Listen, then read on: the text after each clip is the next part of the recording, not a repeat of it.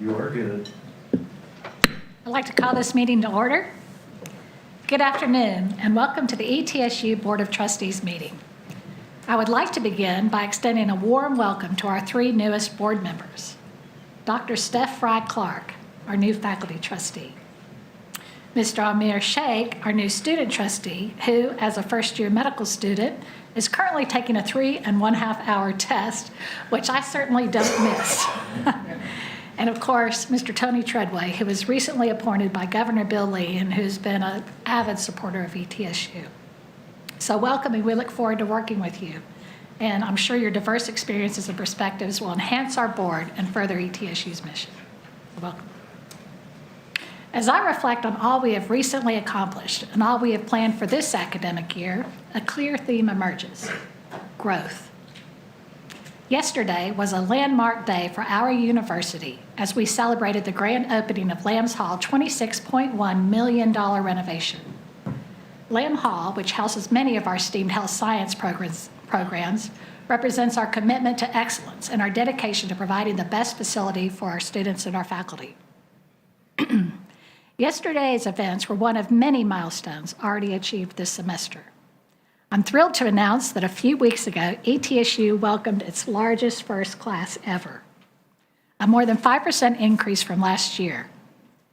This fall also saw our graduate student enrollment reach an all-time high.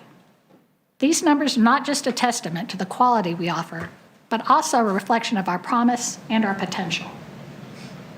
But it's not just about growth. It's about growth with a purpose. As a public institution, ETSU has a responsibility to fulfill its mission to improve the quality of life for people in this region and beyond. I'm proud to say that we are doing just that. In addition to our new students, we also welcomed 120 new faculty members to the university this fall. These individuals will not only shape the lives of those they teach, but also make meaningful contributions through scholarship, research, and service. For example, the Quillen College of Medicine welcomed 57 new faculty members whose work will support and enhance both primary healthcare and specialty healthcare throughout our region. All of this reminds me of one of my favorite lines from the Innovation Symposium that the Research Corporation hosted last fall. We are in the business of tomorrow. This comment is evidenced by our faculty, who are committed to driving innovation and to preparing our students to succeed in a world that is constantly and rapidly evolving.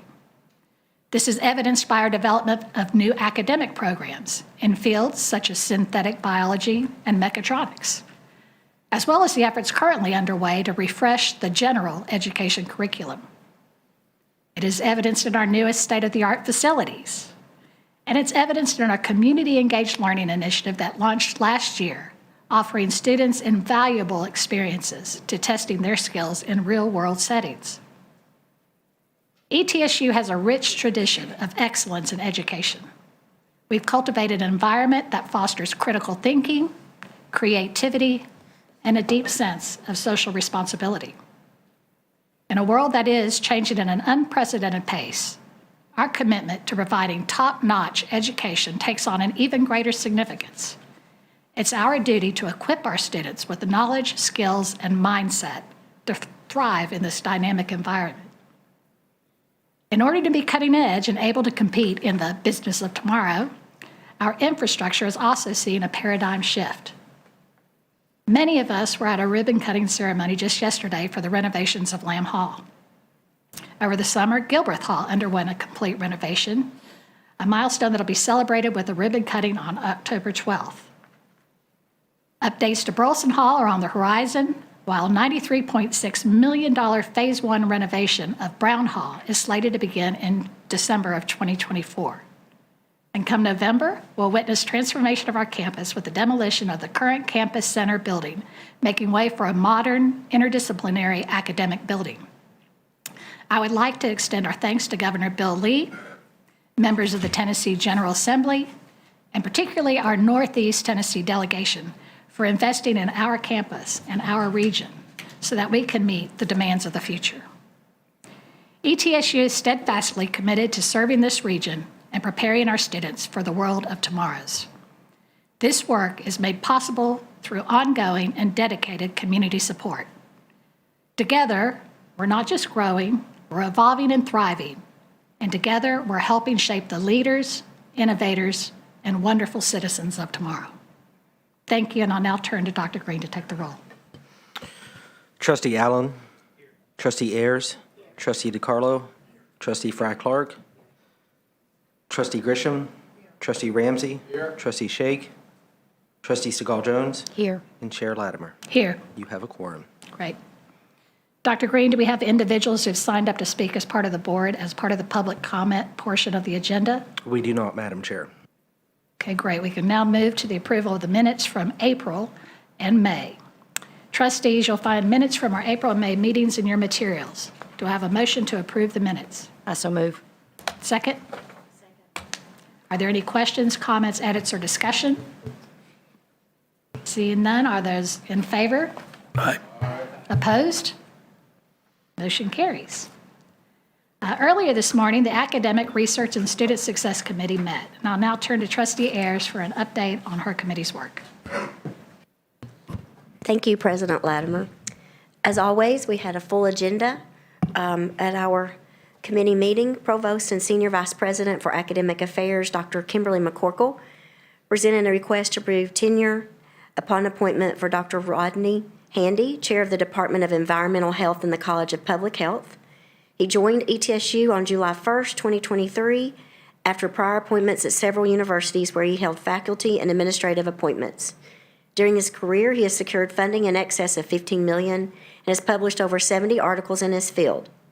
In addition to his academic experience, Dr. Handy has industry experience in industrial engineering as a plant manufacturer engineer and as an electromechanical technician. This request for tenure was supported by the faculty, the dean, the provost, and the president. And in my notes, based on substantial, with a star and a lot of underlining, substantial qualifications, the committee voted to approve tenure upon appointment for Dr. Handy. Next, Provost McCorkle presented an update on the academic actions for the period of January 1, 2023 through July 31, 2023. These curriculum actions included establishing 6 new certificate programs, establishing 4 new concentrations, making 1 program name change, and making 6 program credit hour changes, and terminating 1 academic concentration. In addition to these curriculum actions that require THEC notification, Provost McCorkle presented an overview of other curriculum actions across the university. This included the creation of 2 minors in synthetic biology and forensic science. There were also 13 revisions to program policies related to admission, progression, and graduation requirements. All curricular changes described were made to ensure program quality, increase student success, meet accreditation standards, or prepare students for the workforce. And probably the last sentence of that was the most important, is to be timely to the workforce needs and the needs of our students. The next information item was an update on major initiatives across the Division of Academic Affairs this year. Provost McCorkle presented an overview of several significant processes currently underway, including the Academic Structure Task Force, the General Education Redesign Task Force, the Go Beyond the Classroom Community Engaged Learning Program, and the development of new academic programs. These initiatives were implemented after completion of university strategic planning last year. It is expected that the staff will review task force reports and then present recommendations to this board later this academic year. Provost McCorkle also presented updates on some new initiatives related to faculty support and recognition, and invited Dr. Sherlin, Vice President of Student Life and Enrollment, to discuss some current programs to support student success, academic coaching being one of them. And I know we're going to hear from Dr. Sherlin later in our agenda, so I won't go there. But I did want to say, and all of that being said, and normally I don't like to read things, but there is so much happening here. I don't want to shortchange anything that's happening anywhere, because each one of these things I read off so quickly as a bullet point has depth and a level behind it that it's almost hard to comprehend what's happening at this university. We could spend hours and hours on each one of those bullet points. But we had an SGA member, Trent, who's a Roan Scholar, who summed it up best, is that ETSU, you can feel it, you can see it, is student-focused. And I think that we never need to forget that's why we're here. The next item was presented by Dr. Andrew Joyner, Associate Professor in the Department of Geosciences, and I love that we're featuring a different program every one of these committee meetings, and Mr. Will Toffison, a lecturer in the Department of Geosciences. They provided an update on the Tennessee Climate Office, which is housed in the ETSU Department of Geosciences, something that I had no idea the significance of that was housed here at ETSU. And it serves as the official climate office for the state of Tennessee.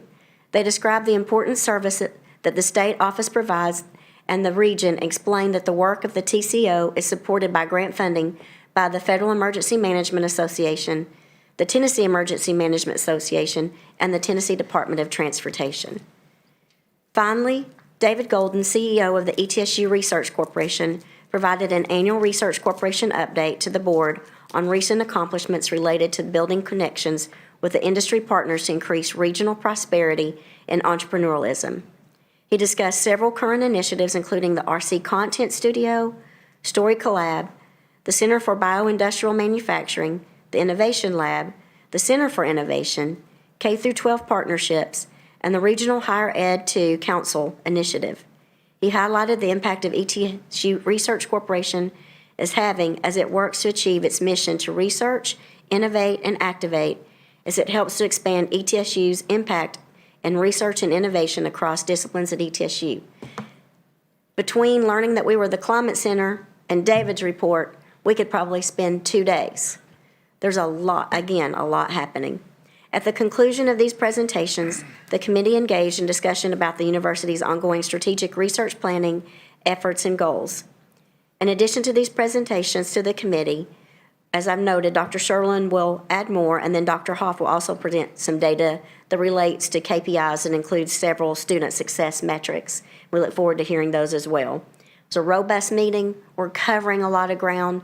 We're given an hour and a half. We used to have an hour. We moved to an hour and a half, and today we took 2 hours.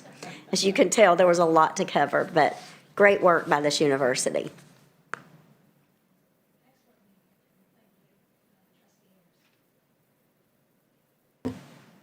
Our Finance and Administration Committee also met this morning. I'll now turn to Trustee DiCarlo for an update on his committee's work. Thank you, Dr. Latimer.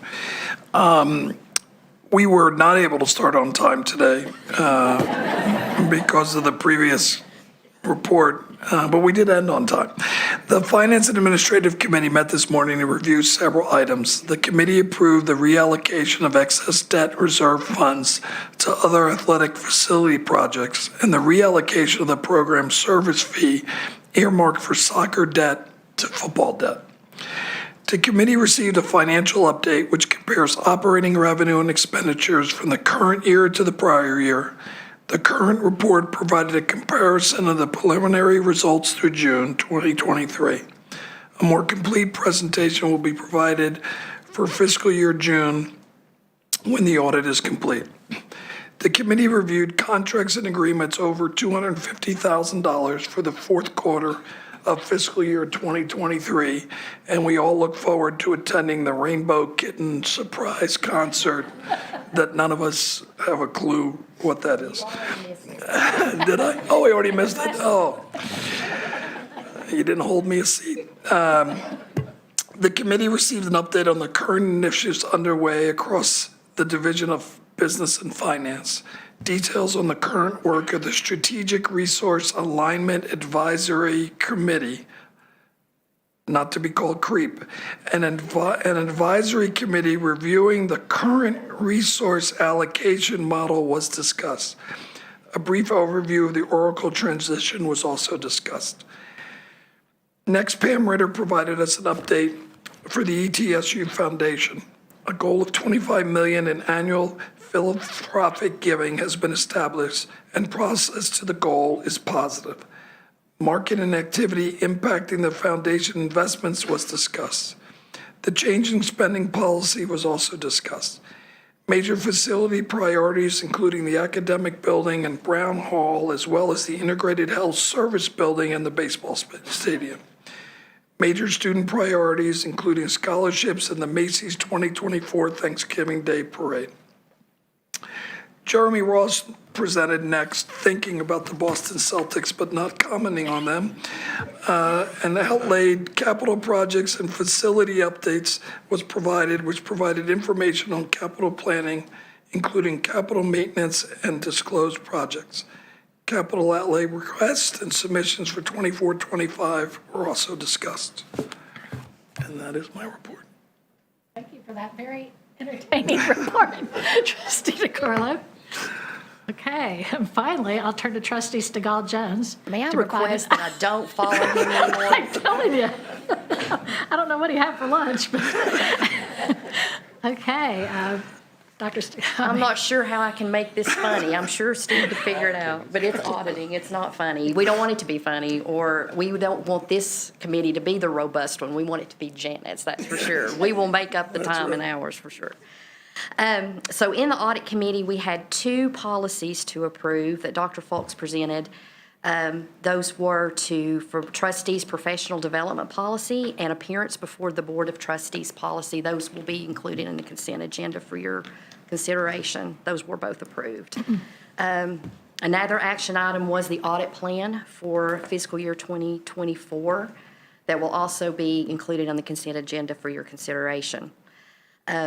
Ms. Lewis then gave us a brief update on audits that have been completed since we last met in April through August 2023. Those were 5 audits completed. She then reported on the recommendation log status as of August the 31st that showed us that things were progressing as according to plan. We also received a report on the audit functions for FY 2023. This is their annual report, and I do want to read one section from this report for you. Our accomplishments included, and this was for 2022-2023, completed 12 audits, 10 investigations, followed up on 4 internal audit reports, issued a follow-up report related to 1 state audit review, completed a quality assessment review for 1 peer institution. And that's just a snippet of what they do. And I wanted to thank them and their team for all they do for the university. We then approved 4 positions and their salaries within the internal audit group, and received a report on their operating expenses. Lastly, we received the Quality Assurance and Improvement Program report that is required to be done every 5 years. And I want to read one paragraph from the opinion on that. It's based on there are 3 levels. You're either generally conforms, partially conforms, or does not conform. So we want to be generally conforms. Based on our independent valuation of the quality assessment review performed by internal audit, we agree with their overall conclusion that the internal audit function generally conforms with the IIA's standards and code of ethics. Our review noted successful internal audit practices, recommendations for improving conformance, and best practice suggestions. So it was a great exercise for the team, and I appreciate the 3 reviewers who came to do that for us. That's my report. Thank you, Trustee Stigall Jones. As noted in the materials in your agenda, you'll find several routine items, including items acted upon during this morning's committee meetings, included on the consent agenda. Are there any items on the consent agenda that members would like to pull for discussion and consideration by the full board? Hearing none, I would then ask for a motion for the adoption of the consent agenda. Is there a second? Discussion? All those in favor? Aye. Opposed? Motion carries. You'll find in your agenda materials our next item, the approval of membership of the board's standing committees. I would look to President Nolan to present. Thank you, Dr. Latimer, members of the board. Outlined within the agenda materials are recommendations from staff at the direction of the chair related to the exploration of individuals to comprise the academic, finance, and audit committees of the board. Staff reached out to board members to express their interest in serving on committees, and we've done our best to represent those requests across the committee composition. Would note that per structure with SACS, that there are no more than 5 board members on any standing committee, thereby ensuring that no one committee dominates the activities of the board. Given the number of new members that are coming on to the board, we've attempted to also ensure that there's some continuity across the committees, given the direction that the institution is taking and the progress we've made therein. You see the recommendations related to both committee composition as well as chairs, and would note that as contained within the bylaws of the board under Section 2, there's a provision within the bylaws that relates to the terms of the committee and the appointment of chairs for up to 1 year beyond a 2-year term. We would recommend that the board suspend that one section of the bylaw within Section 2 to take action on the committee composition and chairs as presented by staff. I would be happy to take any questions. Are there any questions? Right, thank you, Dr. Nolan. Board members, do I have a motion to approve the standing committee membership? So moved. Second? Any questions, comments, edits, or discussions? All right, all those in favor? Aye. Opposed? Great. Our next action item will be presented by Dr. Richard Sander.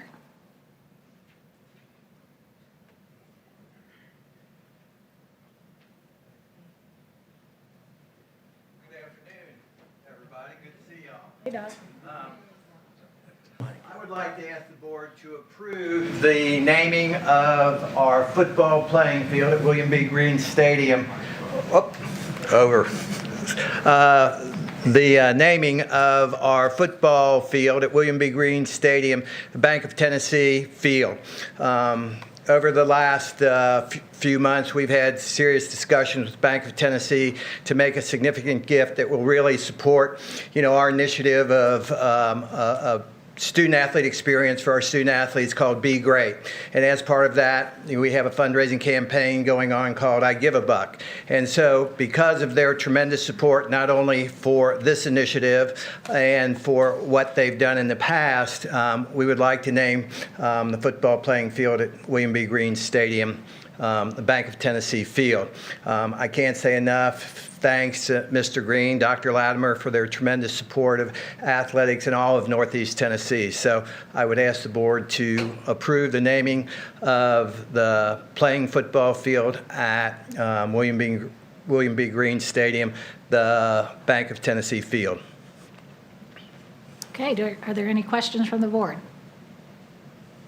Obviously, I will be abstaining from this vote, but is there a motion to approve the naming of the ETSU football field, the Bank of Tennessee Field? So moved. Second? Second. All in favor? Aye. I've abstained for the record. Opposed? Great. Thank you Okay. very much. Thank you, Doc. Does he have one more? And clearly, Dr. Sander was so excited about that, he skipped over his other item. So, Doc, if you would not mind returning to the podium to take the other item that's on the agenda. Yeah, I'm gonna ask Kate Lennon to come up here and help. There she is. I would like to ask the board to approve the implementation of adding women's bowling to the athletic program. In conversations with President Nolan and Trustee DiCarlo, they feel there are really some great opportunities for incremental revenue on bowling shoe rental and beer sales. So just seeing if everybody's paying attention.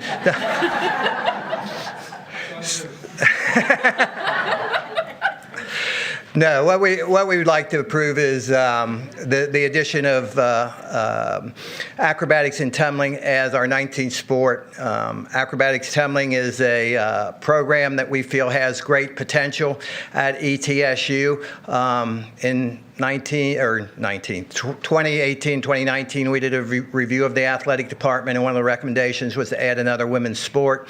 In 22 and 23, when I kind of was able to come back into this world. We did a big review of the athletic department, and it became pretty apparent to me that we needed to add a women's sport. We did a very extensive study, created a rubric to look at all the potential sports, and came up with the best possible situation for ETSU and to provide, significant opportunities for women from across the country that acrobatics and tumbling would be the best sport for us to add.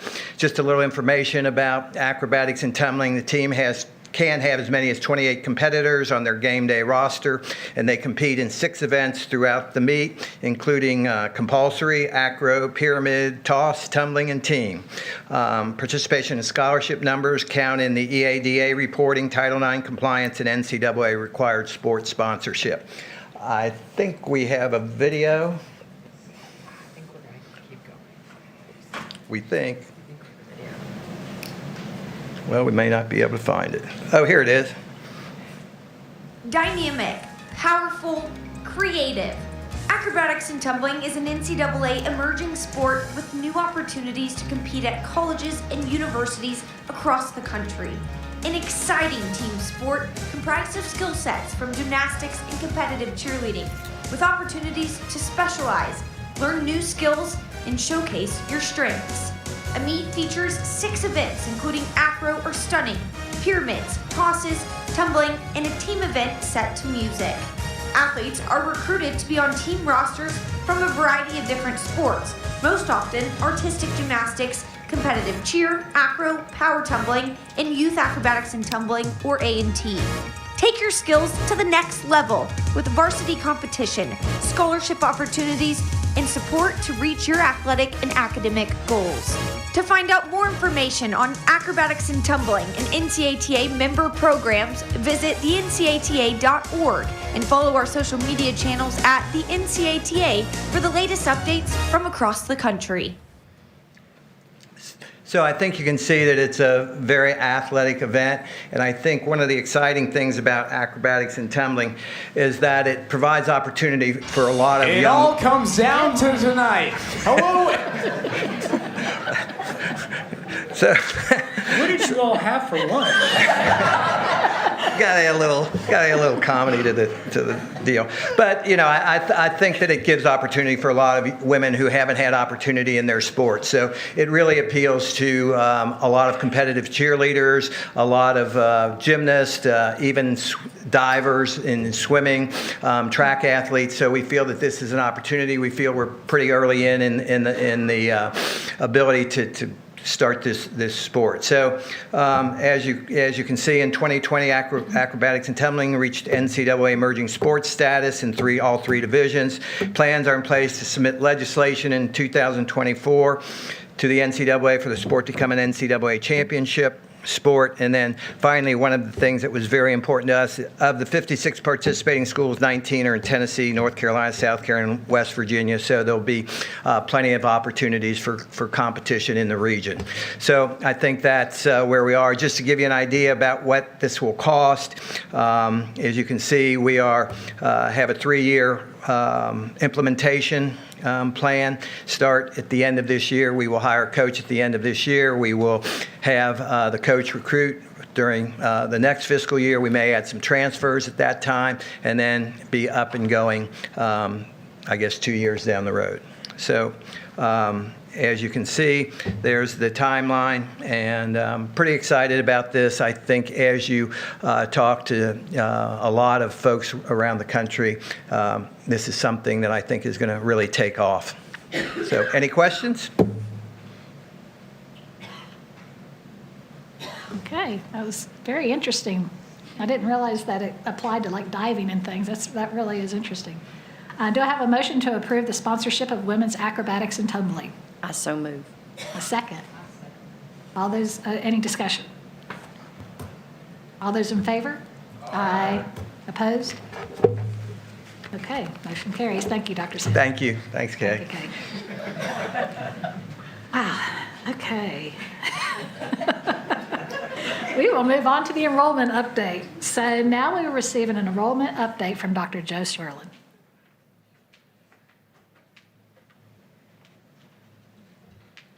I need to alert the committee that there's going to be a major drop-off in podium charisma. But with that stage set, it is a pleasure to be here today to provide an update on university enrollment. Although we don't have final data from our state peers, we would like to provide insights into our ETSU year-over-year data, as well as multi-year institutional enrollment trends. From fall 22 to fall 23, we were up 136 students on the main campus. That's approximately 1%. After the major impact of the pandemic in 20 and 21 on undergraduate enrollment, in 22 and 23, we have been slowly rebuilding our undergraduate base, class by class. Our enrollment drop has been steadied by stable graduate enrollment, as well as strategic initiatives to grow out-of-state enrollment, which this board made possible through a reset of out-of-state tuition in 2020. It's allowed us to go into neighboring states, particularly North Carolina, South Carolina, and Virginia, and compete on program, academic experience, rather than price. So we've seen a steady 25% increase in out-of-state enrollment over this 4-year period, which has certainly been helpful for overall enrollment. And we have worked diligently to rebuild our international student population. We have integrated our international recruiting and support efforts into one unit on campus, and we've enhanced our relationships with agencies in international markets. So over this period, we've seen a 70% increase in international enrollment. In terms of demographics, we're becoming a more diverse institution overall. Our Latinx population is growing by 17% over this 4-year period, which mirrors trends in the region. Although lower in number, our Asian student population has grown by 30% during this period. We've also seen a significant increase in students who don't identify in terms of race or ethnicity. And there is a consistent male to female gap in participation that's remained consistent here and mirrors trends across the state and in higher education broadly. The foundation of our student body is based on the enrollment and persistence of our freshman class. The percentage growth of our first-year class since 2020 has outpaced all our public state peers, and I think it's fair to say has blown Dr. Haas' projection models out of the water year after year. And we're very proud of the fact that as coupled with that growth, academic quality has not diminished in the class, but has actually improved during that period. The class has grown by 30% over the past 4 cycles. While all the data is not in yet, I do know that our closest state public peer in growth will be at 21% during that time period. And I had to get special permission from Dr. Nolan to use this particular shade on the color palette. To provide further context, I expect that we will have peers that will be in the single digits in terms of freshman growth during this period, as well as institutional peers that will show a deficit. We've made a major effort with the support of our marketing and communications team and our academic colleges to increase our presence in metro areas across the state. These numbers are impressive, but what's most meaningful is they represent people. Thousands of students and families who've made the choice to come to ETSU in an extremely competitive space. They also tell an institutional success story. They tell a story about the leadership of this board to reset our out-of-state tuition so we could go out and compete in out-of-state markets. They tell a story of our faculty who come with us on the road, who are excited to talk about their fields, who meet with students and families when they come to our campus, and most importantly, a faculty who keep their office hours, who are excited about their curricula, and who come to events on campus. I'd be remiss if I didn't mention our capital planning team, who have literally rebuilt and revisioned this campus over the last 4 years. From our student facilities to our academic buildings to our athletic spaces to our campus grounds. It's a huge institutional accomplishment. But it's also a personal story. I could stand up here all day and share the personal stories related to this effort because it is an institutional success. But I'd like to focus on 3. The first I've mentioned before in previous meetings, and he's here today. I have no doubt that we would not be up 80% in our Knoxville market were it not for Gabe Hackett. Gabe led our recruitment efforts in Knoxville at the absolute height of the pandemic. When other schools were not traveling, our admissions team traveled. And we consistently heard from high school counselors in the Knoxville metro area that at the bleakest time, when their students looked out the window, they didn't see any other institutions, but they saw an ETSU tent in a parking lot across from the school. That was Gabe Hackett. It's also the story of Kristen Wright, our Director of Undergraduate Recruitment, who along with Jessica Vodden and Emily Gopel lead our student search and admissions marketing program. And they consistently deliver messages that are authentic and personal that resonate with students and families. ETSU was one of 4 standout institutions in the United States recognized in a national student study by Encura, a college search firm. This is a quote from one of those students. The other schools were the University of Chicago, Mississippi State, and the University of Wyoming. I know that Kristen is good at what she does because she deeply believes in the values of ETSU. And I also know because her story is tied to the last person that I'm going to highlight, somebody you all know well. I was with Kristen in the back of this room when that individual was talking to prospective students and families. He told them in that session, I really hope that you'll all come to ETSU and you'll make that decision, but that's not what's most important. What's most important is that you find the institution that's the right fit for you and your family in terms of academic program, in terms of experience, in terms of affordability. Whether it's another university in this state, whether it's a community college or a TCAT, that's where you need to be. And as he shared that message, Kristen got emotional right in the back of this room because it was such a powerful and authentic message from an institutional leader and one I don't think she had ever heard before. Well, it should be no surprise where that message came from. I will say that Dr. Nolan didn't see this slide, and he would not have approved this slide. Nor would I approve the orange. So I hope I'm still employed at the end of the day. Christy, you may be able to find some salary savings for the budget model. On his first day 12 years ago, Dr. Nolan hit this campus by storm. And he removed every unsightly dumpster immediately that was on campus. For a couple of weeks, we all staggered around wondering where we were going to put our trash. But he was sending us a message. The message is everything matters. We need to be intentional about everything. Where we put our trash, every blade of grass, but more importantly, every interaction we have with a student. Every class we teach, every phone call we take with a family. In his first month, I had the opportunity to walk around this campus with him, and he said, we're going to renovate buildings. We're going to build new spaces. We're going to green this campus. We're going to make it a friendlier, more beautiful, more accessible place. I said, but Dr. Nolan, where are we going to park?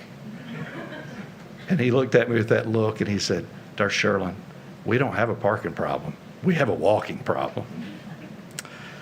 But he also allowed this campus to dream through the committees for 125, and dream they did. What if we expanded our footprint in the health sciences and interprofessional health?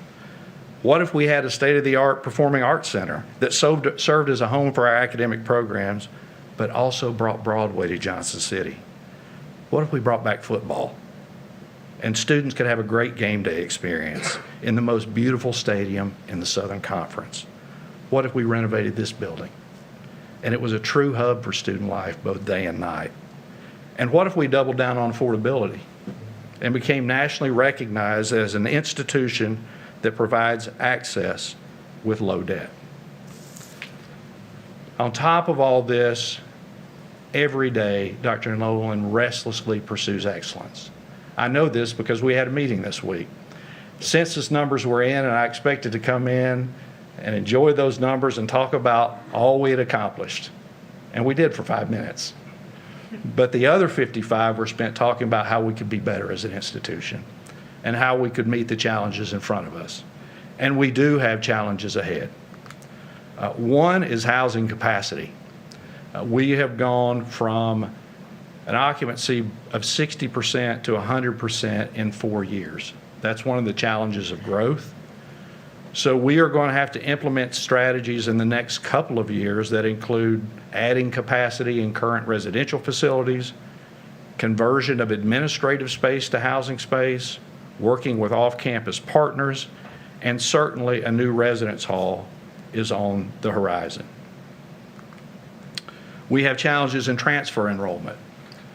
Community college enrollment between fall 19 and 22 went down almost 20%. Here at ETSU, that enrollment dropped about half that much, 8%. We have developed under Dr. McGee, Sharon McGee, and Dr. Levesque's leadership a transfer enrollment strategic plan. We're certainly going to have to implement that plan to meet these challenges. Another challenge that we have talked about is college going. We've risen significantly in enrollment at ETSU across the state of Tennessee. We've risen significantly out of state, but we have remained flat in our backyard. Washington County and Sullivan County, 30% of our enrollment. We haven't grown in our home base. That trend has to change. And as we've discussed, the P20 initiatives are so important because Dr. Hoff will tell you these students are not going to other institutions.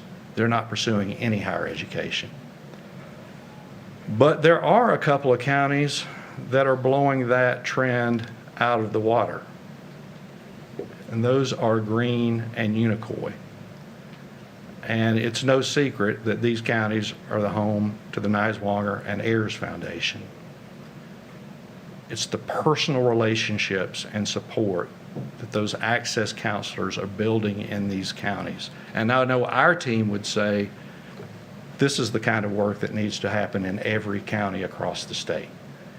It's huge for our region and it's huge for our state. We're really mirroring, in many respects, the Student Success Playbook that the Ayers Foundation and the Niswonger Foundation have put in place. At ETSU, we're working really hard to identify students before they arrive and as soon as they arrive who need support, and build relationships and connections around them.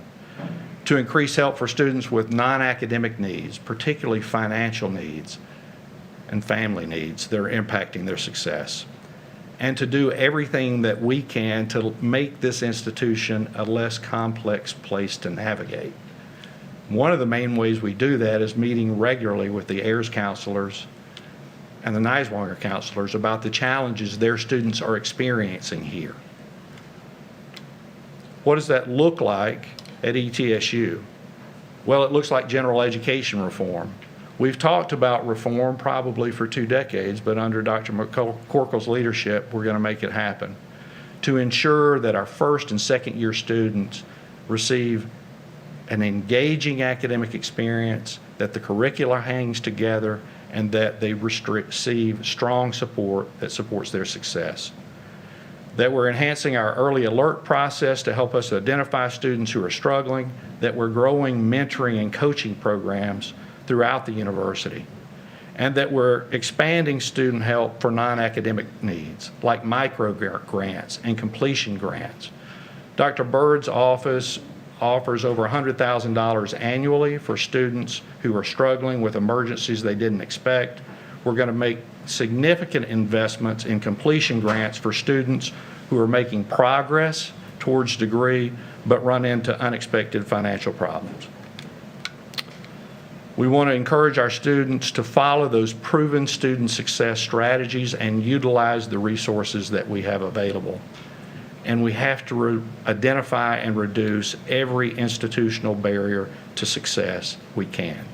We're going to start with institutional communication to students, particularly around financial issues.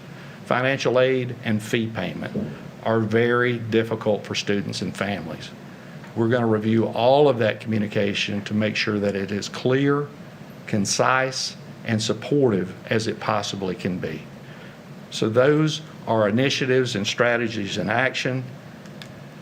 We're working very hard to be with our students every step of the way. So I'll stop and see if you have any questions. Are there any questions? Thank you, Dr. Sherlin, and thank you for reminding me to also thank Dr. Nolan. I'm always remiss in my comments, and because I know he doesn't like a lot of attention, but he is so amazing. I'm fortunate to talk to a lot of chairs in both private and public universities in the state and across the nation, and one of their consternations is, how are you dealing with your president? And I'm like, you don't know my president. So thank you for all you do. You work so tirelessly, and we all, I think, as a board, appreciate it. Thank you. Thank you, Dr. Sherlin. Okay, next I'm going to ask Dr. Karen King, Ms. Lori Erickson, and Ms. Christy Graham to provide the board with an update on the implementation of the campus's new ERP system.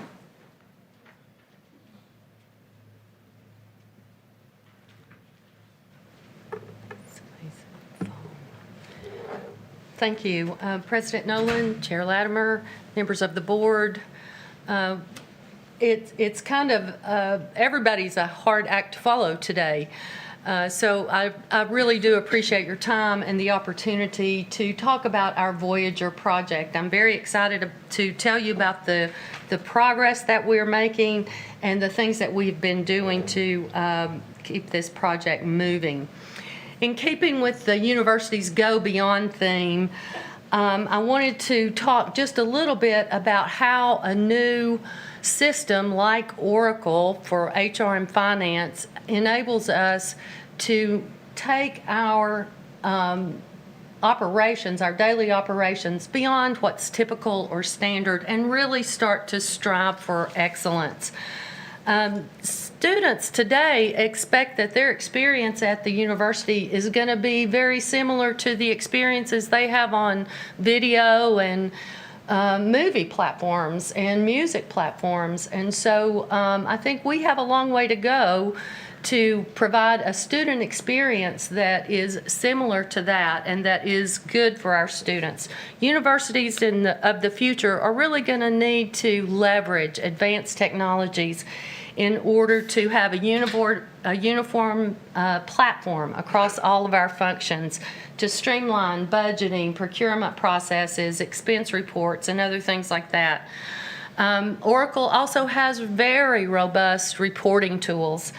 And we can gain many insights into our operations by looking at those real-time data. And all of this together enables us to create a strategy. So everything doesn't happen just one at a time. We're trying to respond and put ourselves in a position to respond more quickly to our students and the demands of the community.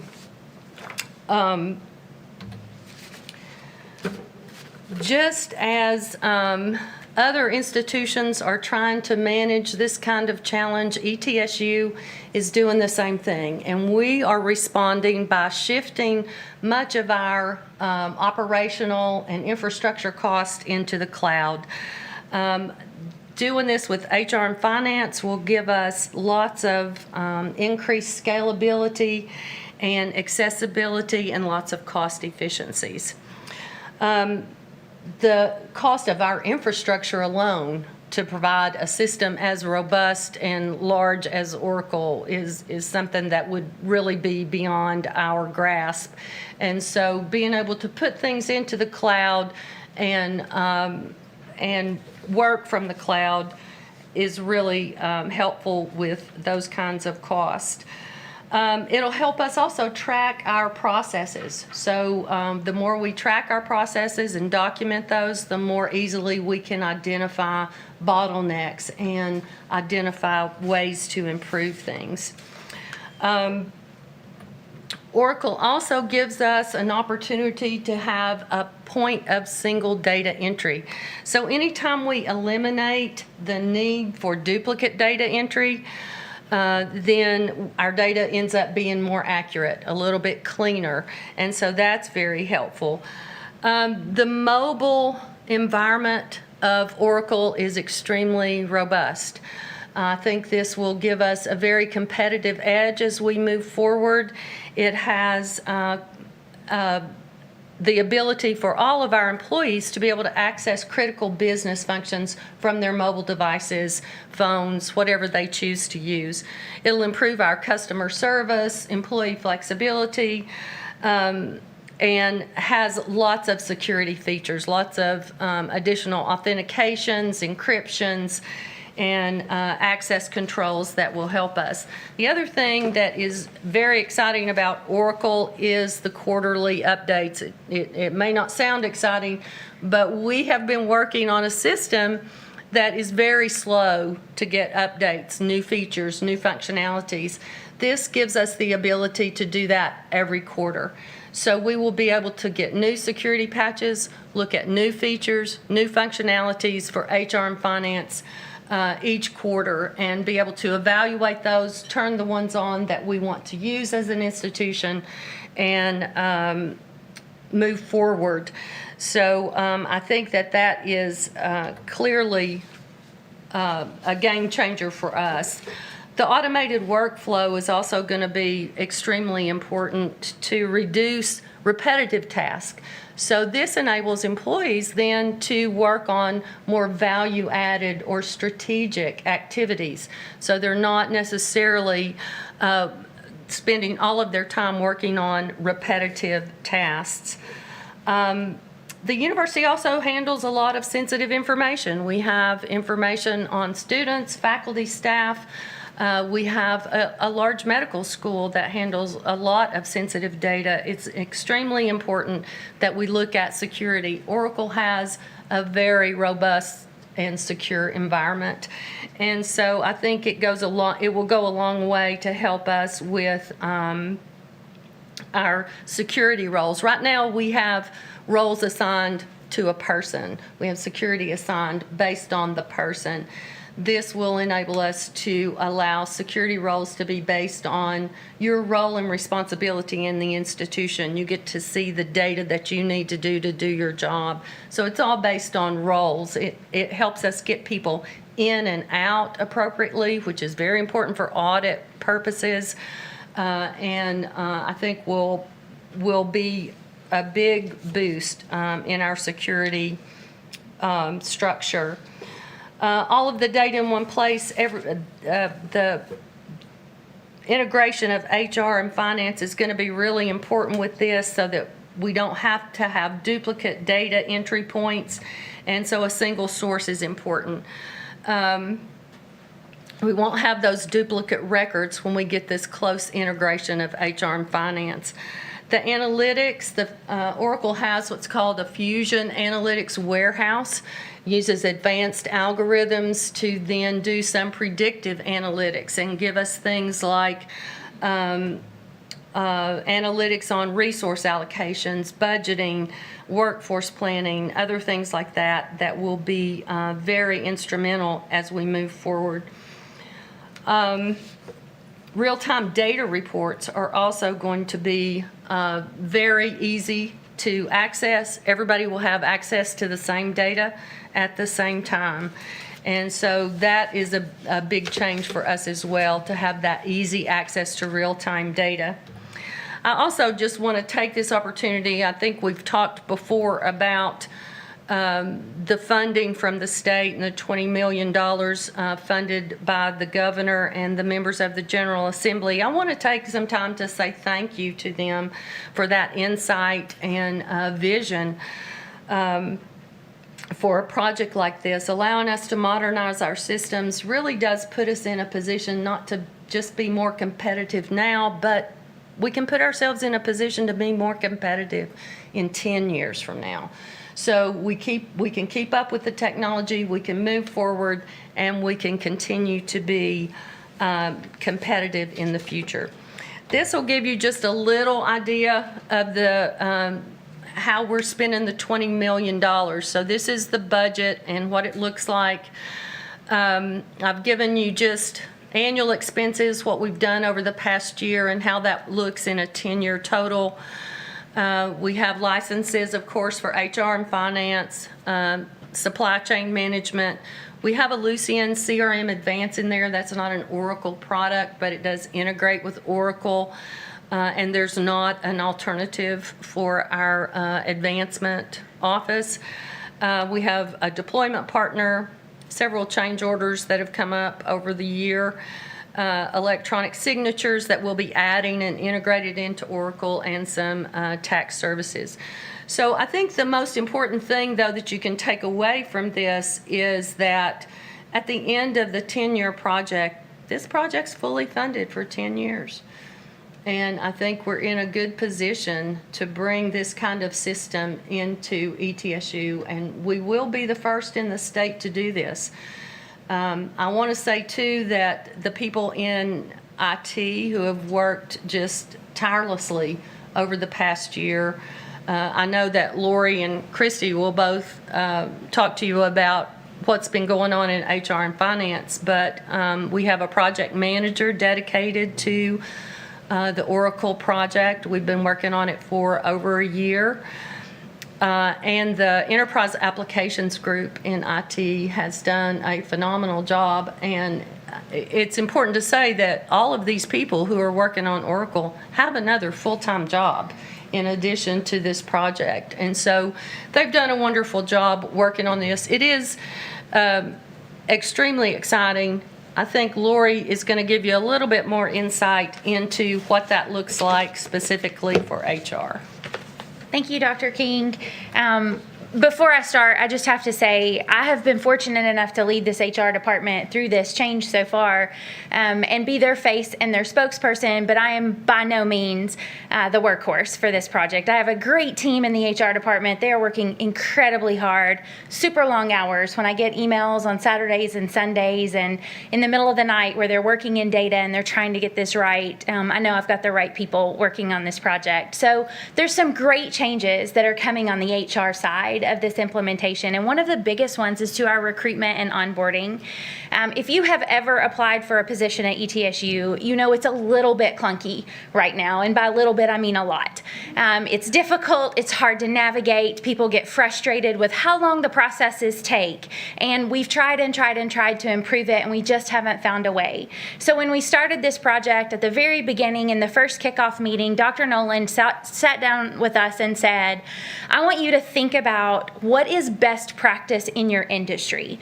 What do other organizations do? What have you always wanted to do? What have you dreamed about doing that you can't do with your systems today? And figure out, can we make it happen?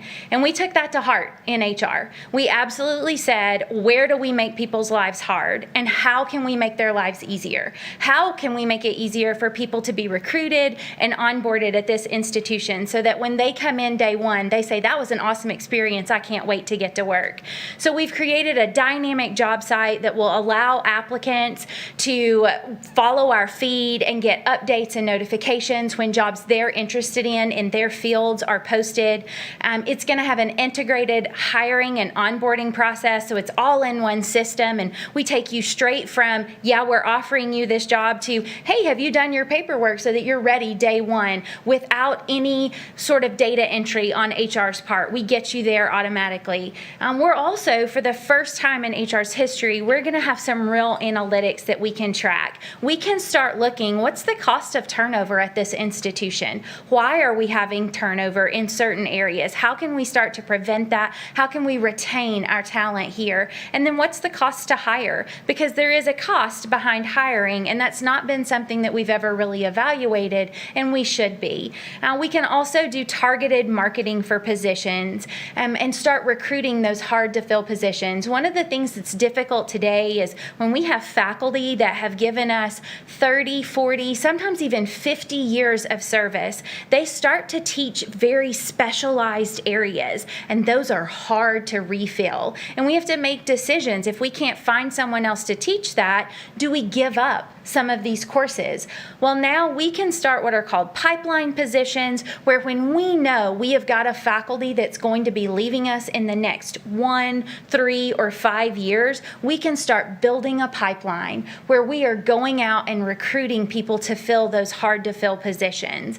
And then it's also going to have a very user-friendly interface. So I am consistently amazed. I have a 17-year-old and a 20-year-old, and they do everything on their phones, including register for classes, which blew my mind. I was like, what do you mean you're doing this? But they want to apply for jobs on their phones too. If they have to sit down at the computer and apply for a job, they don't think it's worth applying for. So we've got to give our applicants a way to do that in the manner that they're accustomed to. So we're going to have that super mobile-friendly interface for them. We're also going to make a lot of improvements in the compensation area. Today, we've got a very antiquated point factor system that we use to classify positions, and a very tight, strict compensation plan that gives us very narrow windows for hiring people in, and then doesn't give us any opportunities to change people's salary once they get here. So you hire somebody in, and their only opportunity for a raise is when we get across-the-board increases. And that makes it really hard for us to retain high performers. So we're working on a new compensation plan that includes market ranges that are divided into position families. So every job family will have a market range, and we're working on new ways that the supervisors and leadership at the institution can take those high performers and reward them, because that's how we're going to retain our best talent. We're also going to be able to provide yearly compensation statements for our faculty and staff, because the value of working at ETSU is not just in your paycheck. It goes far beyond that, and we want to be able to quantify that and show people every single year, this is the value of working at ETSU. And the biggest change that we're going through, the one most people have heard about, is the change in our payroll. So today, ETSU is on monthly and semi-monthly pay cycles. We pay current, which means when you get your paycheck on the 30th of September, we're paying you for the work you did through the 30th of September. It's not a good business practice. It's very, very hard to administer. So we're moving to a bi-weekly payroll system that will allow us to hold pay 7 days in arrears to make sure we get it correct, so that when it goes into people's pockets, what we've gotten them is correct. We're not underpaying or overpaying. It will apply to all faculty, staff, medical residents, graduate students, student workers, adjunct faculty. It will get money in the pocket to our adjunct faculty and graduate assistants much, much faster than they do today. Today, they wait on average 45 days for their first paycheck. Under this new system, the longest they would wait is 3 weeks. So we'll go from 45 days to 21 days. It's going to align us kind of with best practice in the industry and with our region, because most employers in the region pay bi-weekly, so we'll be on the same kind of pay cycle that they are. And we're also going to give our employees their money faster. They earn it, they get it in their pocket faster, which just makes that day-to-day living a little bit easier for them. So I'll turn it over to Christy Graham. So I came in the middle of this project, which it was both an advantage and a disadvantage at the same time. When I'm asked about my goals for this year, efficiency is the word I use over and over again. Thank you, Adam. Efficiency is the word I use, because when I came in, what I saw was a lot of manual processes. We are doing a lot of things manual. Our employees are working hard and in long hours, but a lot of it can be automated, and we're going to be able to do some of that with this Oracle implementation. And I've listed just a few of the things up here. And again, one of the advantages that I had is I came in with fresh eyes. So I didn't come in with, how do we do what we do in Banner in Oracle? Because I'm not used to what we do in Banner. So I was able to ask the questions, why? Why are we doing it this way? And the answer for me isn't that's because we've always done it that way, because I haven't always done it that way. So one of the things that is a huge improvement for us is the bank reconciliation. So we're going to be able to automate this and pull in and match electronically and only deal with the issues from there. So that is probably at least a half a FTE for us, at least. So that's going to be a huge transformation for us.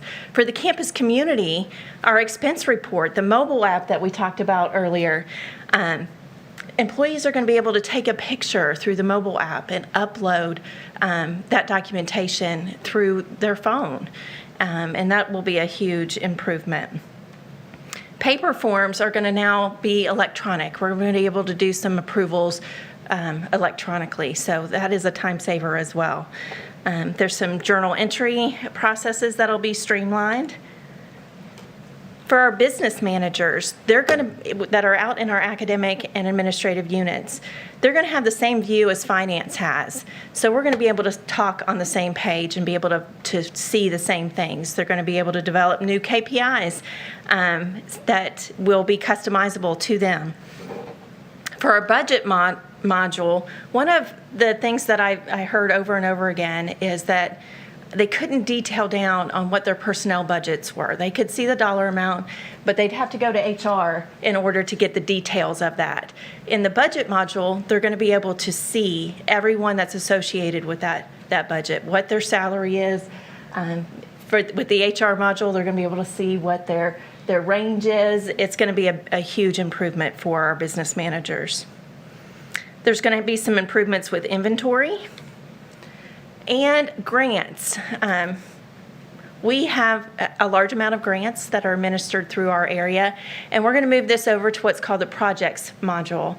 So this is something that will carry forward through fiscal years and be able to invoice from the project module to the granting agencies and allow us to account for that all in one area, so that will be an improvement, as well as indirect costs that will calculate daily instead of monthly.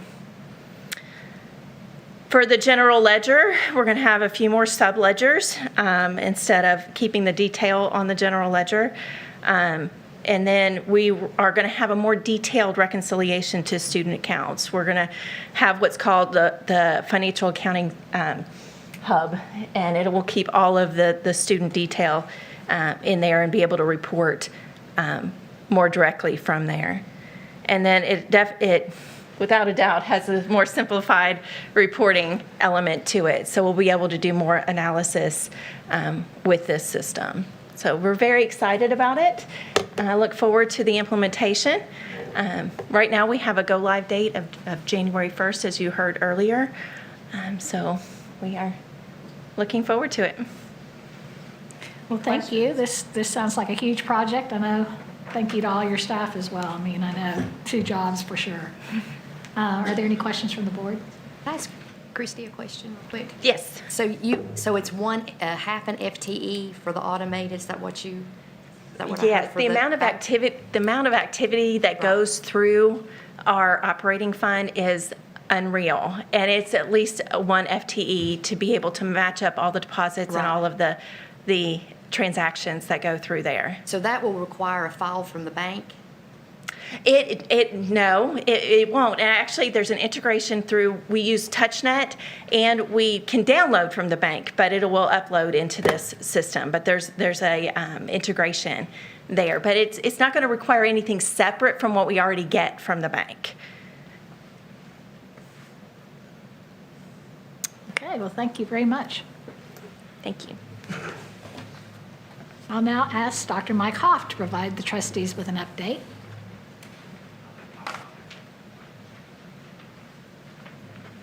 I have my aide.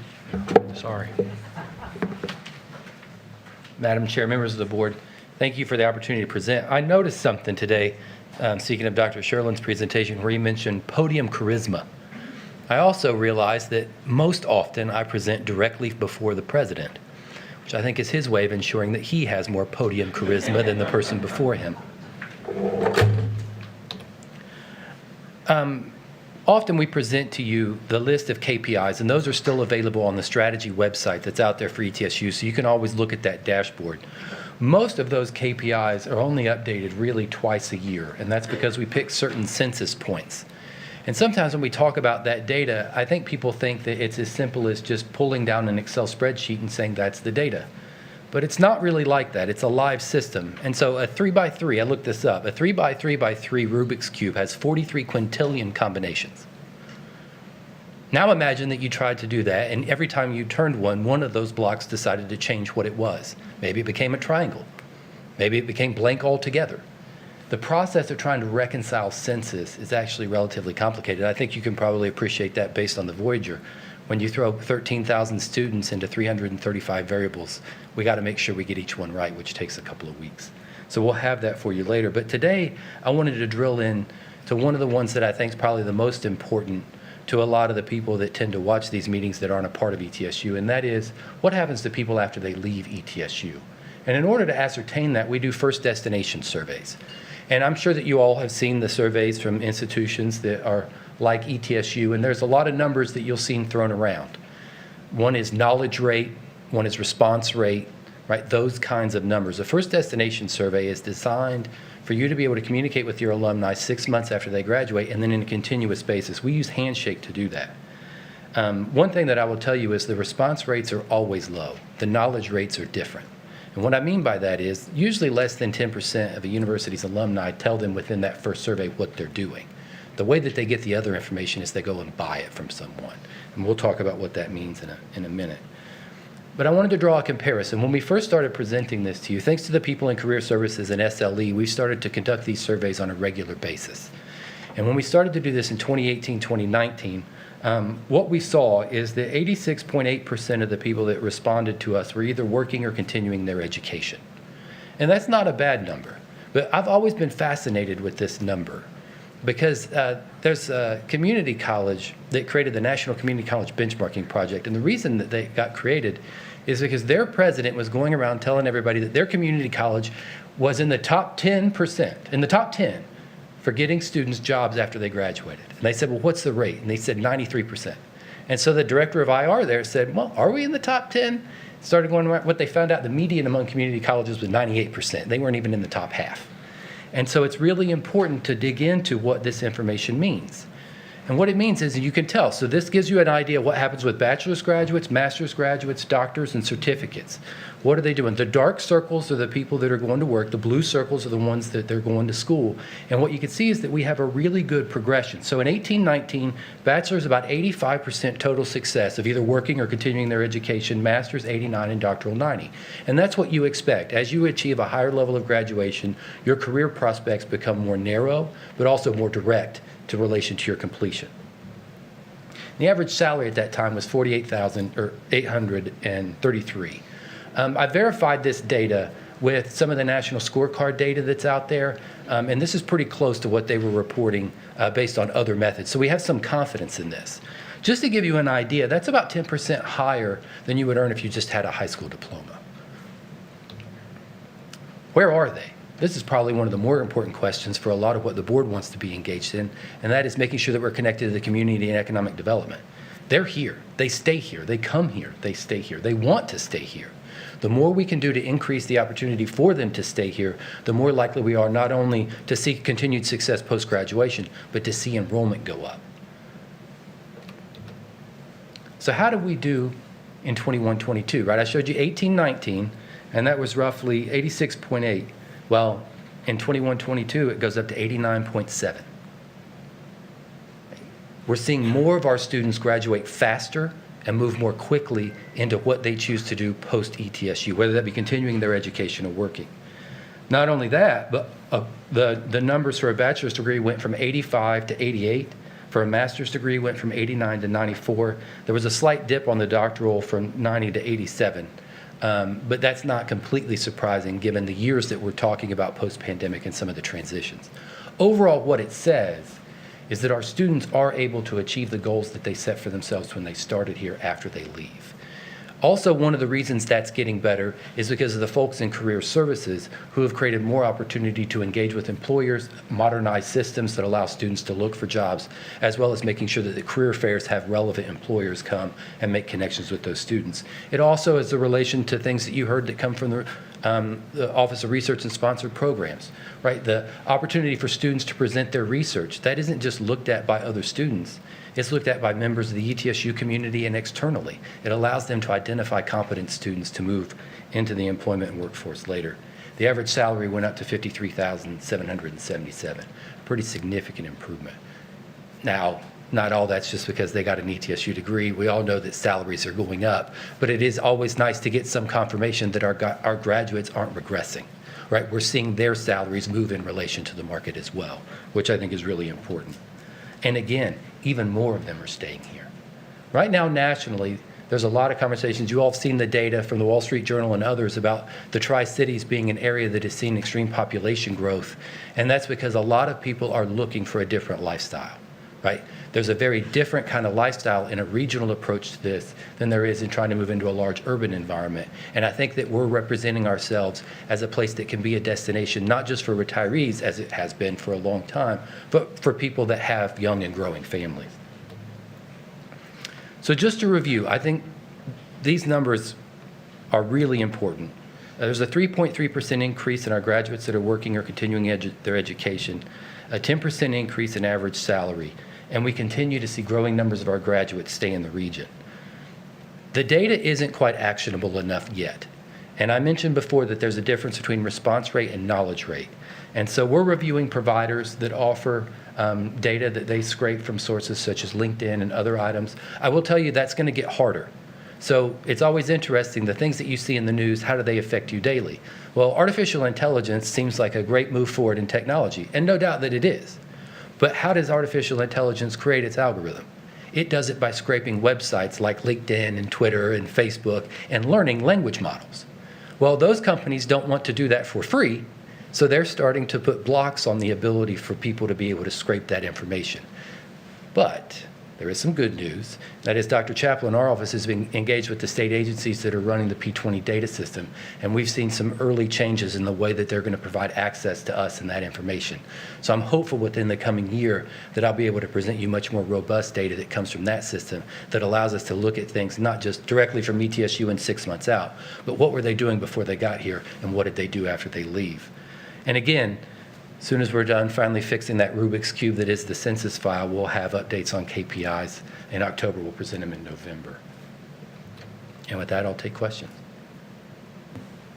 Any questions? Hey, it's a great presentation. Thank you. Thank you. I'd now like to ask Dr. Nolan to provide his president's update for the board.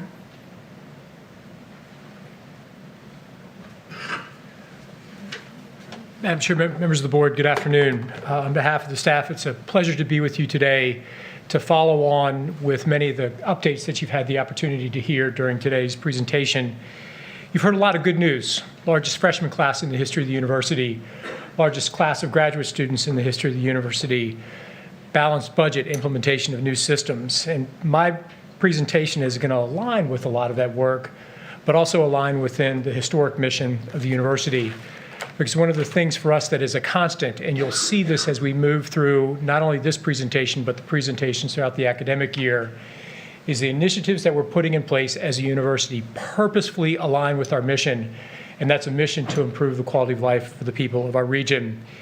Dr. Hoff presided information on employment outcomes. At several board meetings, members of this board have asked for career placement related data. So his report was a response to your questions, but it also aligns with the historic mission of the university because we were founded in 1911 as a teacher school to educate teachers to go into the rural regions of our state, raise educational attainment levels, thereby raising economic and community development opportunities across rural communities.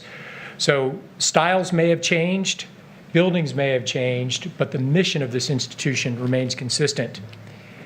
One of the things that has changed since Sidney Goodwith was president are strategic goals. These are the goals that were approved by this board in your most recent addition to the strategic plan.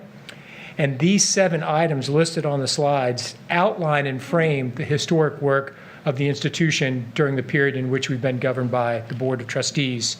And that's excellence in success, community belonging, excellence in teaching, operational sustainability. All of the things we presented to you today and that I'll talk about this afternoon align with these strategic goals. Operational sustainability, for example, is the Oracle transition, directly aligned with one of the elements in your strategic plan.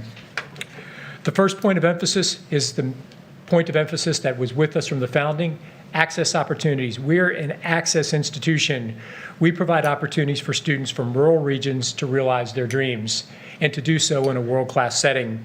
And as you've seen this fall, more students than ever, the largest freshman class in the history of this institution, are deciding to pursue their dreams at the university.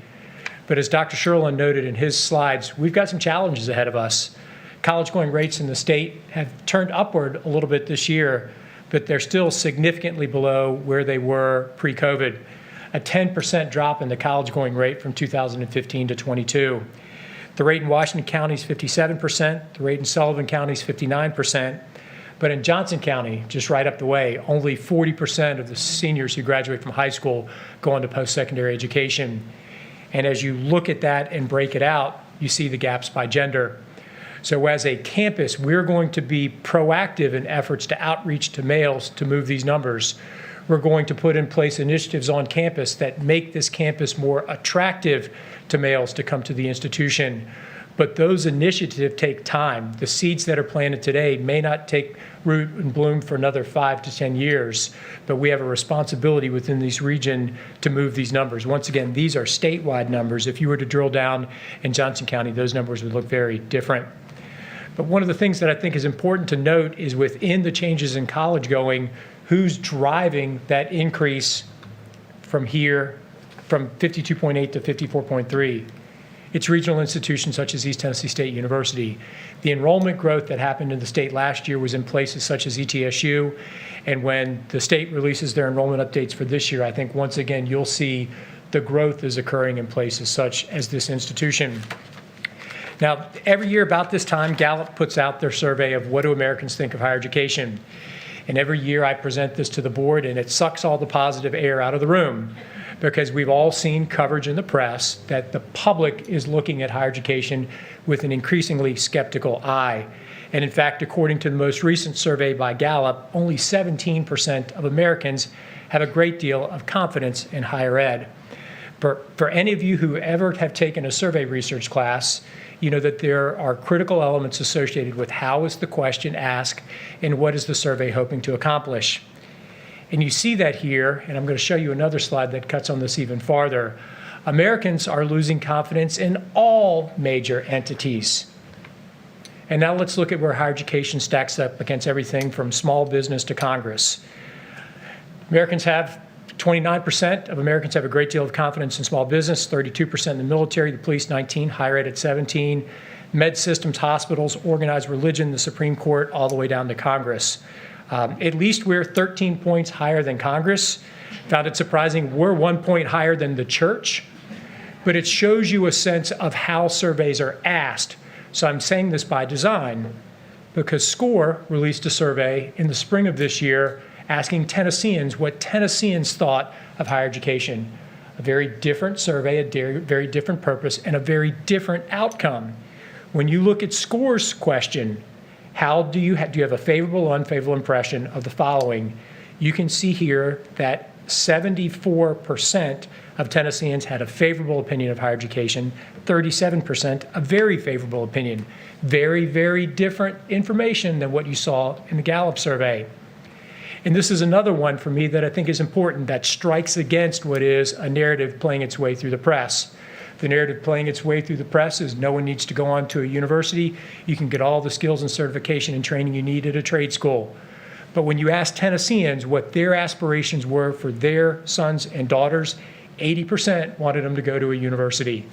So I'm expressing this to you by design, just so you can get a sense of the data that we're paying attention to as we're starting to frame our initiatives at the institution.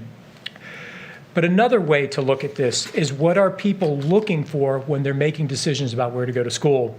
Affordability is front of mind. Career planning are front of mind.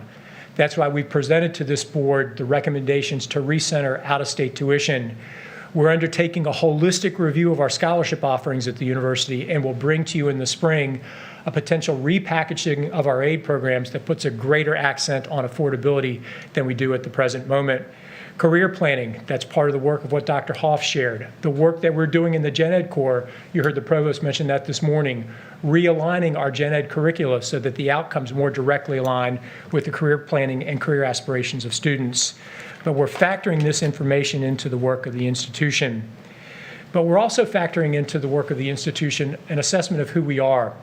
I'm not a brand specialist, but our brand specialist has told me time and time again that the brand is more than your logo. The brand is who you are as an institution. And I think who we are as an institution is an institution that rolls up our sleeves, that gets to work. I've described us as a university that's not the city on the hill. We're comprised of the hardworking people who built that hill. I've described us as an institution that's blue collar, but with gold standards. But as our marketing folks have taken these messages and wove them into what they view as the brand, that brand is an institution that works hard, that gives back, and that puts people first. And ultimately, it's an institution that goes beyond. And that brand then comes to action in our initiatives, our community engagement, our work with first-generation students, the servant leadership initiatives of the Rowan Scholars, and our Elevates programs, which I'll talk a little bit about, our work in rural health, our military affiliations, and what we're doing to connect employment to research and community outcomes. This is a brand in action. And what I think makes our institution unique is hands-on experiences, our mission distinction in the health sciences. Johnson City was ranked one of the best college towns in America, but we're an institution that still continues to put people first. And all of this is part of our brand and marketing strategies. Dr. Sherlin referenced this, but we have been recognized for the work that we do. So 4 years ago, this board encouraged us to take a hard look at our university relations function, the manner in which we market and promote the institution. We brought in an outside consultant to give us a top-to-bottom assessment, and then we turned around and convinced that consultant to come to work for us and to lead our efforts. And this past year, those efforts were recognized by EduVentures. We're one of the top 4 institutions in the nation for our recruiting, communications, and marketing efforts. And Dr. Sherlin referenced this in his materials, but I got to have the logos. But one of the things that for me is a lot of fun, and I want to share a video with you if I can get it to work, is how the enrollment growth has led to a change in energy across campus. I had the chance at the beginning of the semester to help students with move-in, and I want to thank Dr. Latimer for coming to campus that day and also helping students with move-in. But it's one thing for us to talk about energy, it's another thing for you to see it. So if I can get this to work, I'd like to share with you a brief video of that day of move-in and welcome here on the campus of East Tennessee State University.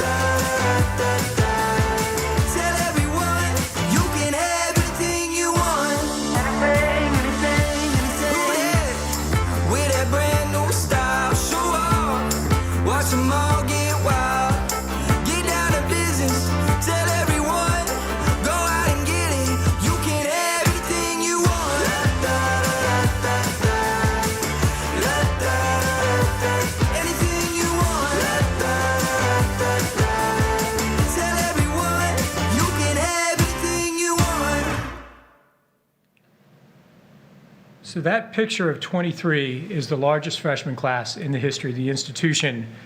But contained within that freshman class are a number of stories. And Trustee Stigall-Jones and I had the opportunity on Saturday. We thought we were going to have it because it was going to rain. And it rained and rained and rained, but finally we got to play a football game. But one of the things that I was most excited about to occur during that game was the surprise that transpired at halftime. We'd known this for a while, actually was able to keep a surprise, but we conveyed to the marching band over the big board that our majorettes and flag corps would have the opportunity to represent the institution at Radio City Music Hall as they kicked off the Christmas special at the same cycle in which we're up there for the parade. That was a magic moment, and you can see the magic of that moment captured on the face of this young student. There are things like this happening all across the campus, and I just want to take a moment to draw attention to the marching band. 9 years ago, we didn't have a marching band. 9 years ago, we didn't own tubas, we didn't own bass drums.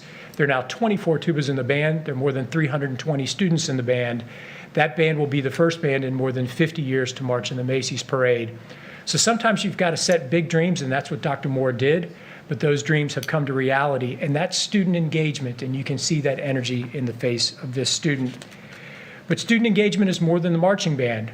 Those students who participated in preview that you saw in the video were the largest number of students in the history of the university to participate in preview. In 2019, 973 students participated in our preview and orientation program. This fall, 1,850, almost double the numbers. The number of students participating in fraternity and sorority rush has increased significantly. But participation rates overall are through the roof. In 2019-20, we had about 3,700 students who participated in Welcome Week activities. This year it was almost 6,000. And you can see here reflected on the graph just the growth, a 60% increase in engagement on campus from 18 to 23. So it's more than just people, it's the impact that those people have on communities. But that impact is more than things here. That impact is in the community. Our students are part of the mission of the institution before they ever take a class. As part of preview, they engage in service, what's called a service plunge, 4 hours of volunteer work in the community. 850 freshmen this year volunteered in service organizations in our community before they ever took a class. But it doesn't stop there. Our students also give back. Our student groups have provided more than $1 million to charitable organizations over the course of the past 5 years. That's not giving back to ETSU, that's giving back to community organizations. And I want to spotlight one student in particular whose numbers don't run through here, but whose numbers are significant. Yaroslav, and I'm not going to pronounce his right name properly, is a student who just graduated from ETSU with his master's degree in business administration. He runs a foundation called Restore Ukraine. Over the course of the past 2 years, he has raised more than $2 million through his foundation to provide support to citizens in his homeland. This past Saturday, while many of us were at the football stadium, if the game had transpired on time, we would have left and been with Yarrow. Because downstairs in this building, there was a comedian show where all of the proceeds from that show went to help cover the cost of 2 massive shipping containers full of winter supplies that he's fundraised for to send back to Ukraine. That's a student. $2 million raised by a student to support the citizens of Ukraine. $1 million raised by our students over the 5 years to support the citizens of this region. That's a mission at play. Provost talked at length about a number of the things that are happening across the campus, and just wanted to again remind you of the work that's underway. For many institutions, they would tackle one of these things at a time. We're tackling them all at once. There's more reform underway across this campus in terms of operations, programming, and services than at any point in the past 40 years. Dr. Sherlin mentioned that we met the other day. We celebrated our success for about 5 minutes. I said, let's get back to work. We are out in the field now. We are recruiting next year's freshman class now. And that's personalized tours, that's Saturday tours. In a few weeks, I'm going to be in Greenville, Spartanburg with high school counselors and then visiting high schools doing outreach. I know that there was another institution's president who was featured on the front page of a newspaper today.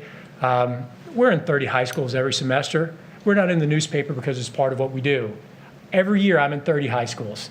Every year I'm giving scholarships out to students in classrooms. And one of my favorite things that I've ever done is down in Sevierville. We had this experience where we went room by room by room. And I would say, when I walked in, the principal would say, Linda, could you please come to the front of the room? And the whole classroom would think, good God, what did Linda do? And then boom, I walk in with a scholarship and this kid's parents, and I give them a scholarship to the university. We do that every semester. It's not in the newspaper because it's part of who we are and what we do. Now, maybe I need to start having cameras follow me around to help better tell that story, but that work is underway now because we want to have more than 2,141 students next year. We'd like to have 2,200 if we can get there, but we're going to need transfers to do it. You've been made aware of the work that's transpiring here, but I want to talk about the why of this work. It is important that we have students on campus. It's important that we have students in an on-ground setting. And when students are surveyed about the type of experience they either want to be here or in a hybrid format. But why does that matter? It matters because of mental health outcomes. Well-being for individuals who are taking courses on ground in person is 53% higher now than it was when students were taking classes online, and likewise for our faculty. So as we build out and grow enrollment, particularly for our freshman students, we want that experience to be here because it has the assurances that they have a well-rounded experience and it helps with student success and outcomes. And when students are here, these are all things that are being built into that revision of the Gen Ed core. These soft skills are the same soft skills that employers are looking for. When we sat down with the leadership team of Eastman about a month ago in my conference room and said, what can we do to help provide you with better trained employees? They said, we need soft skills. And as we reform Gen Ed, these are the things that we're building into the Gen Ed core. That work is being led by our faculty. Once again, these are the 3 faculty that were recognized by the institution as the outstanding leaders in the areas of teaching, research, and service. That teaching, research, and service excellence was recognized by SACS during their visit to campus in the spring. Just providing a reminder to the board that we will go before SACS for full affirmation in December. The findings that transpired on campus were, for the first time in my tenure as a president, and one of the first times in my tenure working in higher education, there were no findings, no concerns, and no recommendations by SACS. That does not happen, but it happened at this institution in the spring. We're recognized as one of the best employers in the state, and one of the ways that we want to continue to drive that home is to invest in our people. Last year, we provided a 4% across-the-board salary enhancement with floors and ceilings. At our next board meeting, we will bring to you the salary recommendation for the current academic year. I anticipate that will meet or exceed what we provided last year. We really want to look at those at the low end of the salary scale, those who could benefit the most from additional investments. Our starting pay per hour is right around 12. We've got to raise that up. But what I really want to look at is how do we enhance pay for professionals across the campus. Our grounds crew are professionals. The care that they provide to the grounds on this institution shows on every recruiting visit. So how can we ensure that all of the professionals across this institution are properly and adequately compensated? So when we bring you a salary recommendation, it'll most likely contain an across-the-board recommendation with floors and ceilings, but we're going to look to do all we can to invest in those at the low end of the salary scale, those employees whose families are really wrestling with inflation. But we'll bring that to you at the next board meeting. Hadn't thought of the creep analogy. We really have to find a new name for this committee, but we do have a committee that's looking at the process and structure of budgets and how we align those budgets with the desired outcomes of the institution.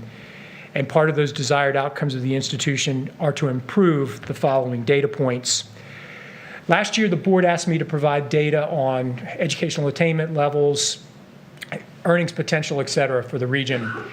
And we focused on Northeast Tennessee. After we gave that data, you said, well, can you provide that for the region as a whole? And then the chamber and the hub have asked for similar information. So this is just a cursory glance of the type of information that we're going to build out for the chamber as well as for the hub, so that when they're recruiting business and industry, they have real-time data on the quality of life and the conditions within our region. And this work is being led by Dr. Pederisi and the faculty in CBAT. But here's where the region is with respect to educational attainment, high school only. You see the national average is 35.1. In Washington County, it's 36. But in Hawkins and Sullivan County, that's 48.6%. Here's the baccalaureate degree. Actually, in Washington County, Johnson City, it's above the national and state averages, but you can see the disparate spread of that data across the region. This, for me, is a point of opportunity.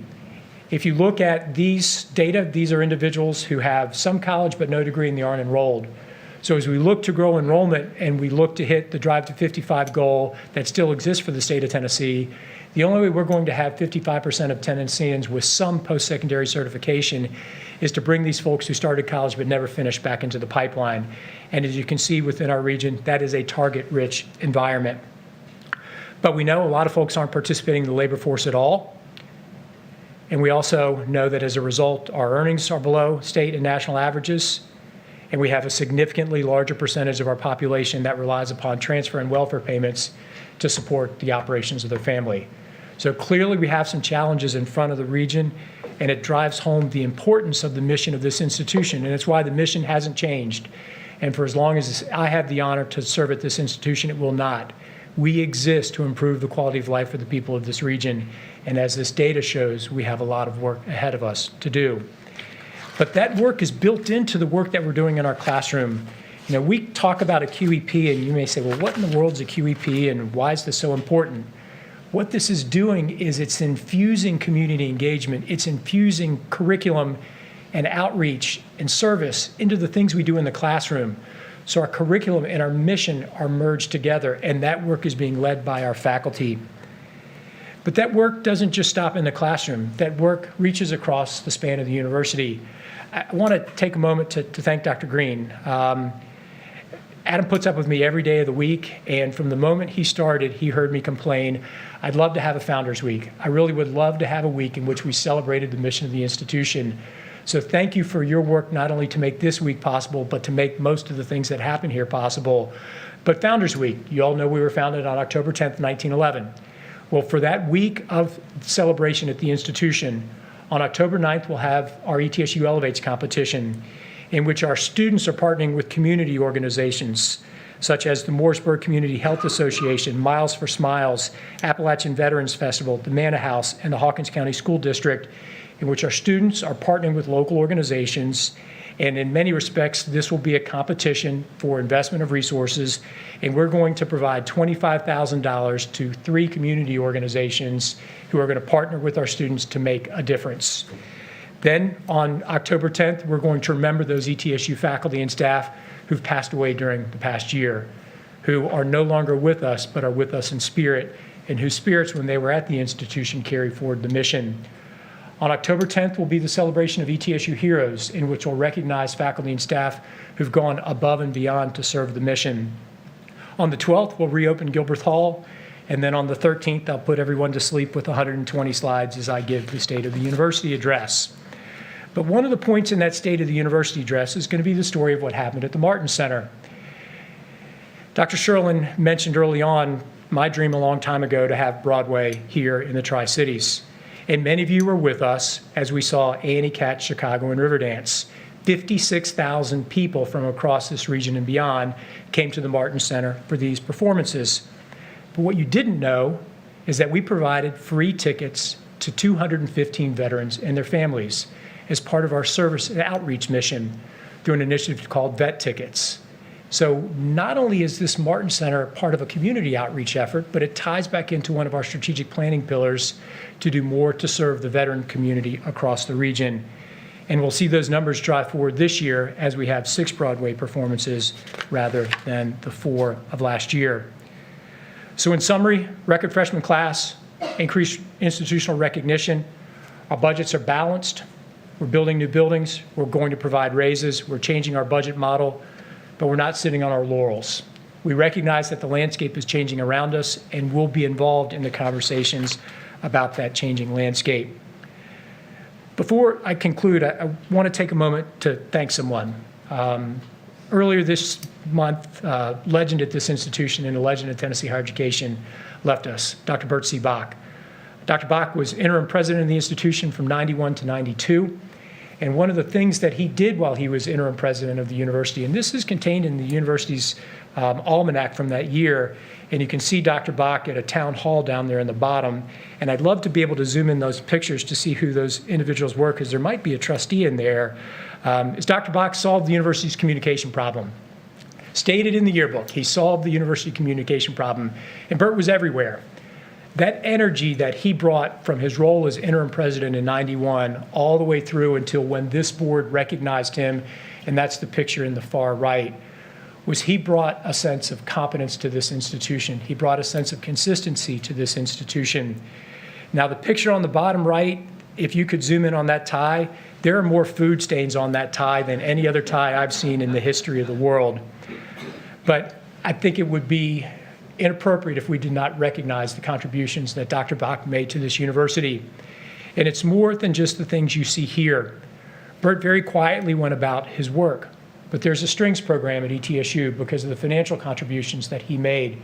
The Bert C. Bach Theater was named in recognition of his work, but also Dr. Bach gave hundreds of thousands of his own dollars to this institution to help fund and support the Martin Center. The Bert C. Bach Written Word Initiative is something that he personally supported through his philanthropy. And there are scholarships all across the arts to students who he planted seeds in who will come to bloom in years from now. So one of the things that I love about this institution is that people have the opportunity to make dreams come true. This is the image from the marching band when they found out that they were going to the Macy's parade. There are students in this image who are Powell Scholars. Mr. Powell served on this Board of Trustees for a number of years. More than 4,000 students at this institution had the opportunity to go to college because of the generation of Mr. Powell. So I have the greatest job in the world. I have the opportunity to tell the stories of the people who call this institution home. And I've been honored and proud to work with people like Jim Powell, Bert Bach, and the members of this board because you've helped to make dreams come true. Madam Chair, that concludes my formal comments, and I'd be happy to take questions on any of these slides or anything else that the board may want to inquire upon. Any questions?